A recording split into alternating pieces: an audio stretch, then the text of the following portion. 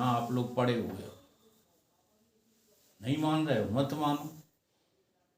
शास्त्र स्वाद के प्रमाण है कि मनुष्य बने बिना मनुष्य का अगला जन्म नहीं पा पाओगे।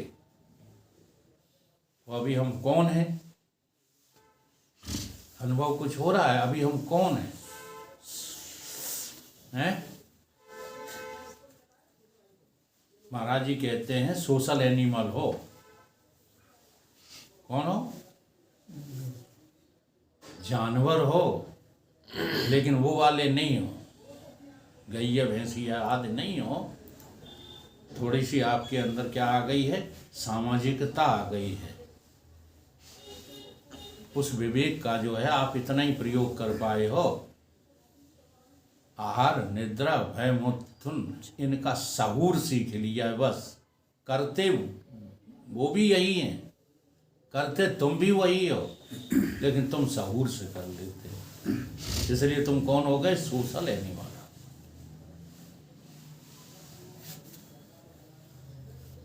ठीक है। अब यहां से आगे बढ़ने की हिम्मत ही नहीं कर रहे, बस यहीं अटके हुए हो। अभी तो बहुत गहरे में जो है, हाँ, बहुत भीतर चलना है। साधना की डगर पथिक, ये साधन किसी का है दिया। बहुत भीतर जो है प्रवेश करना है। वो जितने जितने भीतर होते जाओगे उतना ही उतना तुमको मोह जो है जटिल होता जाएगा। अभी किससे मोह करते? 3.5 हाथ के शरीरों से बस। अभी वो चीजें तो तुमको मिलती ही नहीं देखने को, हाँ, जो तुम्हें उठा उठा के पचीटेंगी। जब भी जो है ध्यान पे बैठते हो तो कुछ न कुछ दिखाई बाहर का ही देता है, अभी भीतर का कुछ देख ही नहीं पाते हो। तो भीतर का जो प्रकाश दिखा मनु महाराज को, तो देखो वहीं पर उनकी पत्नी शतरूपा थी, उनसे ज्यादा कहीं विवेकी। इसलिए उन्होंने जो है कोई वरदान नहीं, पतिव्रत धर्म का पालन किया बस। और पतिव्रत धर्म का पालन करने के कारण से, हाँ, राम उनकी गोद में खेले। एक कहानी नहीं है, करदम ऋषि का नाम सुना है? उनकी पत्नी का नाम क्या था? अरुंधति। वशिष्ठ की थी। वशिष्ठ की थी अरुंधति। नहीं, कुछ नाम था। तो वो भी अपने जो है पतिव्रत धर्म के कारण से ही अपनी गोद में भगवान कपिल देव को खिला सकी। हाँ, तो एक जो है धर्म कोई अपना लो। हम एक धर्म भी नहीं अपना पाते और अपना पूरा जीवन बिगाड़ लेते। इस प्रकार से वो तो तभी से मोहित थे मनु जी महाराज, जब अपने हृदय में उन्होंने ब्रह्मा विष्णु महेश को भी नकार दिया था। इतने बड़े जो है ज्ञानी थे, ब्रह्मा विष्णु महेश भी उनके पास आए, चक्कर लगाए उन्होंने कई बार, बहुत अपनी माया में उनको लेना चाहा परंतु नहीं आए। तब प्रभु ने एक विराट माया प्रकट करके और आकर्षित किया उनको। हाँ, बड़े गहरे में है माया, इसलिए भगवान ने बहुत सरल तरीका बता दिया, वो तुम करते नहीं हो। अहंकार तुम्हारा आगे ही खड़ा रहता, कहा जाने गुरु बेवकूफ़ है। जबकि देखो भगवान कृष्ण सरेआम कह रहे हैं, मायाम एताम तरंतते, जो गुरु की शरण में आ जाए वो माया को तर जाता है। कहा कि नहीं कहा? माम एव प्रपदन्ते मायाम एताम तरंतते, वो माया को पार कर जाता है। लेकिन हम शरण में आना ही नहीं चाहते। हमारा अपना अहंकार हमें आगे बढ़ने नहीं देता है। मैं जानता हूँ तो कोई नहीं जानता। ये मैं का बड़ा फर्क है। मैं के आगे तमाम मैं खड़ी हुई है। ये मैंने काम बिगाड़ा भी है और मैंने काम बनाया भी। बड़ा विचित्र गणित है। परमात्मा को पाने के लिए मैं कोई तो ठीक से समझना है। कश्चित धीरा प्रत्यगात्मा, कोई धीर पुरुष इस बात को समझ पाते, जो दिन रात संसार में प्रोग्रेस चाहते हैं, वो क्या समझेंगे। और हम लोग यहीं तो जस्ट बुद्धि चकरा जाती है। उन्नतशील कौन दिखाई देता है? जिसकी वाह वाह हो रही है संसार में, है ना। तो यहाँ पर जो है वही कहा जा रहा है कि राम जी को कौन जानेगा? कालदर्शी होगा, वही जान पाएगा।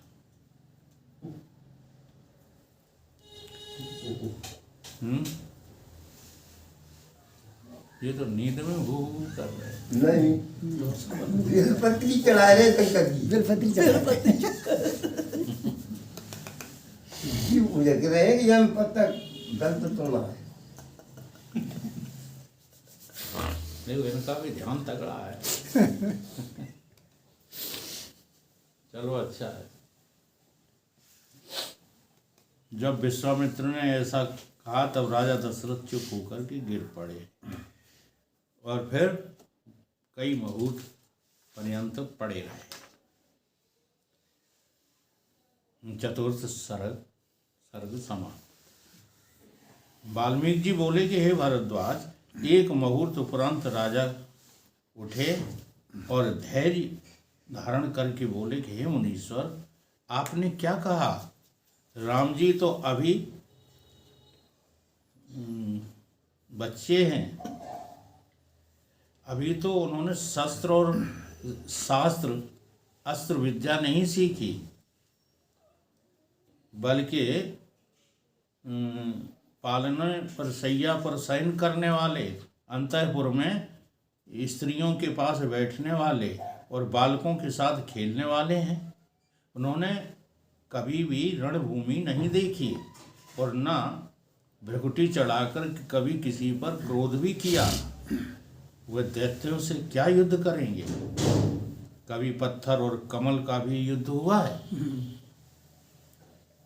राजा दशरथ क्या कह रहे हैं? देखो कहाँ समझ, ये मोह की लीला है। ये निर्मोही आदमी देख लेता है कि इसके भीतर क्या है, और मोही आदमी कहे है लला बीमार हो गए। हाँ, यानी का होगा हमारे मोड़ा है।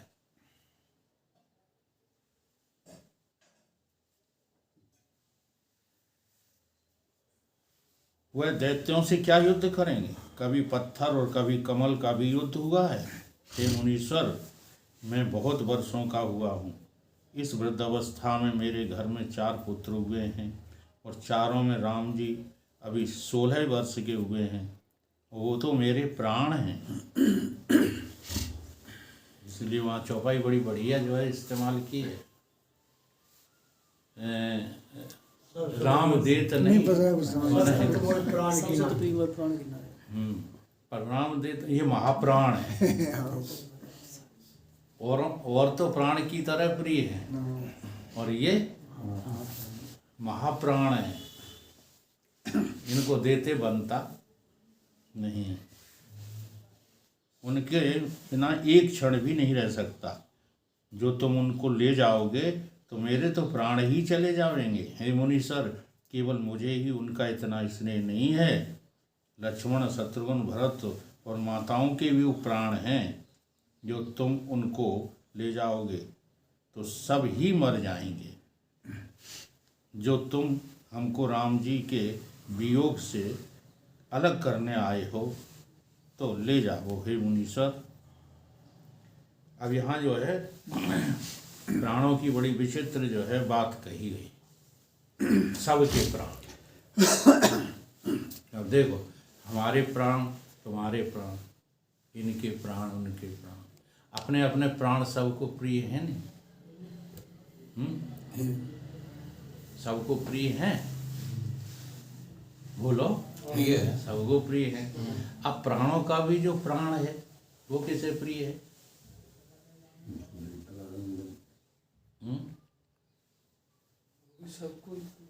सबको कहाँ है?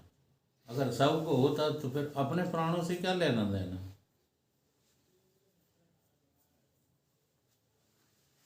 बहुत बड़ी समझ की है। अभी असल में प्राणों की सही परिभाषा हम नहीं जानते हैं, इसलिए अपने अपने प्राण प्रिय है। अब देखो, ऐसे समझ, जैसे आँखों का प्राण कौन है? आँखों को प्रतिष्ठा कौन देता है? वही उसका प्राण होता है। जो जिसको प्रतिष्ठित करता है वो उसका प्राण होता है। ठीक है। अब जो तुम्हारे हमारे अलग अलग प्राण हैं, इनको किसने प्रतिष्ठित किया है? अच्छा, अभी अभी प्राण प्रतिष्ठा हुई कि नहीं हुई? तो ये प्रतिष्ठा किसने की? प्राण प्रतिष्ठा राम जी की किसने की? की कि नहीं की? हैं? बोलो। ऐसे ही हमारे तुम्हारे भीतर जो प्राण हैं, उनको भी प्रतिष्ठित करने वाला वो मोदी कौन है?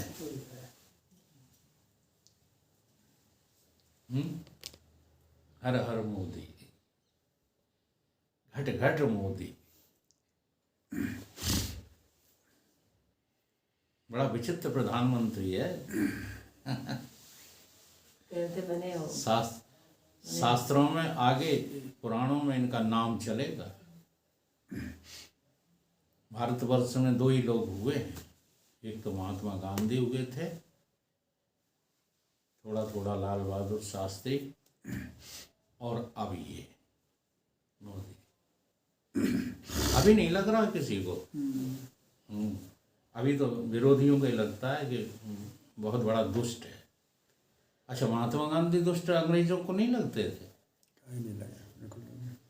हैं? बिल्कुल लगे। विपक्षियों को नहीं लगते थे महात्मा गांधी दुष्ट? देखो कहाँ आए गए। मतलब कांग्रेसी आदमी का दिमाग वहीं चलता। गोली नाथूराम गोडसे ने मारा ही नहीं है। हम कितनी बार समझा चुके, तुम्हारी आज तक ये बात समझ में नहीं आई। महात्मा गांधी का हत्यारा कौन है? हैं? अभी तक तो नाथूराम गोडसे कोई गलत बताते हो। महात्मा गांधी को मारा है कांग्रेसियों ने। कांग्रेसी थे। हाँ, खुद भी कांग्रेसी थे, मारा भी कांग्रेसियों ने है। केवल महात्मा गांधी की क्या बात करें? इंदिरा को कांग्रेसियों ने मारा, राजीव को कांग्रेसियों ने मारा। जिस कांग्रेस की ये पक्षधर रहते हैं ना, इस कांग्रेस से ज्यादा नष्ट और भ्रष्ट कांग्रेस ने मारा। सब मतलब थे दूसरे मान। कोई नहीं रहा। महात्मा गांधी बने रहते ना तो इनकी मनमानी नहीं चल पाती। नाथूराम गोडसे को तो मीडिया बना लिया गया। कांग्रेस वालों ने बनवाई वीडियो तो फिर कांग्रेस का था हथियार नाथूराम। जैसे तुम्हारे लक्ष्य से, इसीलिए तो लक्ष्य से समझ में नहीं आते शास्त्र भी आपको। आप हमेशा जो है, जो दिखता है बाहर से, उसी को सत्य माने बैठे हो। तो जैसे महात्मा गांधी अमर हो गए, ऐसे ये मोदी अमर हो गया। अब इसकी अमरता कोई खत्म नहीं कर सकता। कर्मयोगी के नाम पर अमर हो गया है। जैसे महाभारत में अर्जुन अमर हो गया। ठीक है, देखो वो तो पीछे रह गए। वासुदेव कृष्ण तो महाभारत में पीछे रह गए, जिन्होंने समझ दी। अब चूंकि वो सदगुरु हैं, इसलिए वो तो अमर हैं ही। उनकी अमरता कोई मिटा नहीं सकता। वासुदेव इदम सर्वम समहात्मा सुदुर्लभ। उनकी अमरता तो कोई नहीं मिटा सकता, लेकिन अर्जुन अमर हो गया कि नहीं हो गया? ठीक उसी प्रकार से मोदी के गुरुजी, मोदी के सदगुरु संत महात्मा तो अमर हैं ही, लेकिन अब मोदी भी अमर हो गया। ऐसा कर्मयोगी यदा यदा, इसलिए चौपाई को श्लोक आया है, यदा यदा हि धर्मस्य ग्लानि। ये जो कांग्रेस का 75 वर्ष का अत्याचार था, ये आपाधापी थी, उसमें कुछ जो है सुधार हुआ, उसमें कुछ जो है लोगों को चैन मिला। हाँ, ये धर्म का अवतार ही तो होता है। और धर्म, यदा यदा धर्मस्य का क्या अर्थ है? अब उसमें क्या होता है देखो, उसमें होता ये दुष्ट लोग रोते हैं, बेईमान होते हैं ना, जो शोषण करने वाले होते हैं वो तो रोते हैं, मोदी को रो रहे हैं, सब रो रहे हैं, जहाँ जहाँ दुष्ट हैं सब रो रहे हैं मोदी को। और सज्जन पुरुष जो है प्रसन्न होते हैं। दुष्ट ज्यादा धरती पे हैं? दुष्ट की संख्या बहुत ज्यादा है। अब जी संख्या हम गिन नहीं रहे, बहुत ज्यादा दुष्ट है। लेकिन दुष्ट ही दुखी हो रहे हैं। यही उस श्लोक का अर्थ है, यदा यदा हि धर्मस्य ग्लानिर्भवति भारत पत्राणानाम साधूनाम विनाशाय च दुष्कृतम। अब देखो, दुष्ट भले ज्यादा बने रहे लेकिन कर कुछ नहीं पा रहे, इसलिए कर्मयोगी है वो। ये बातें सब कोई नहीं समझता, इसलिए जो है तुम्हारा ये ग्रंथ भी कह रहा है त्रिकालदर्शी होना चाहिए सत्य को समझने के लिए।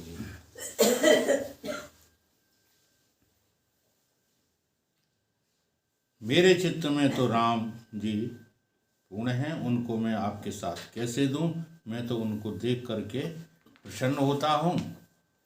राम जी के वियोग में मेरे प्राण कैसे बचेंगे? हे मुनीश्वर, ऐसी प्रीति मुझे धन से, स्त्री से, पदार्थों से नहीं, जैसी राम जी से है।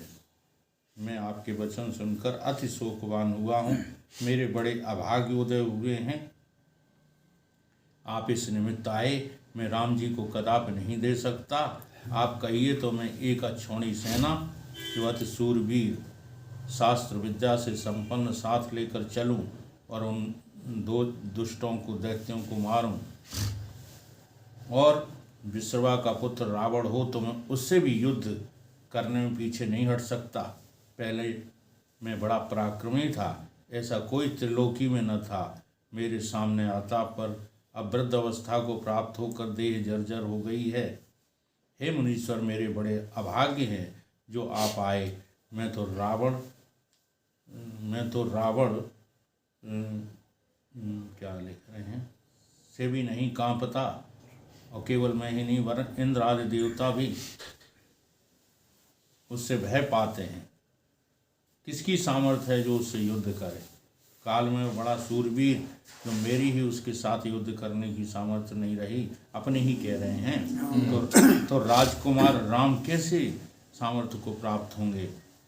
जिन राम को तुम लेने आए हो वह तो बहुत अभी जीर्ण शीर्ण रोगी से है। उनको ऐसी चिंता जिससे महाकृश हो गए हैं और अंतःपुर में अकेले बैठे रहते हैं। खाना पीना इत्यादि तो राजकुमार की चेष्टाएं हैं, अब वह भी सब उनकी बिसर गई हैं और मैं नहीं जानता कि उनको क्या दुख हुआ है। पीत वर्ण कमल हैं, वैसे ही उनका मुख हो गया है। उनको युद्ध सामर्थ्य कहाँ? उन्होंने तो अपने स्थान से बाहर की पृथ्वी भी देखी है। हमारे प्राण वही हैं, उनके वियोग से मैं नहीं जी सकता। यहाँ जो है राम जी को लक्ष्य बना करके जो है ये कहा गया है कि चेतन के बिना कोई जीवन नहीं होता। इसलिए चेतन का शीघ्र अतिशीघ्र पता लगना ही जीवन है, और बाकी तो सब मौत। बाकी कोई जीवन नहीं जी रहा। सब मौत के आगोश में पड़े हुए, कभी भी आएगा काल उन्हें ग्रास बना लेगा। इसलिए जो चेतन सत्ता को समझ जाते हैं, जान जाते हैं, बस उन्हीं का जीवन धन्य हो जाता है।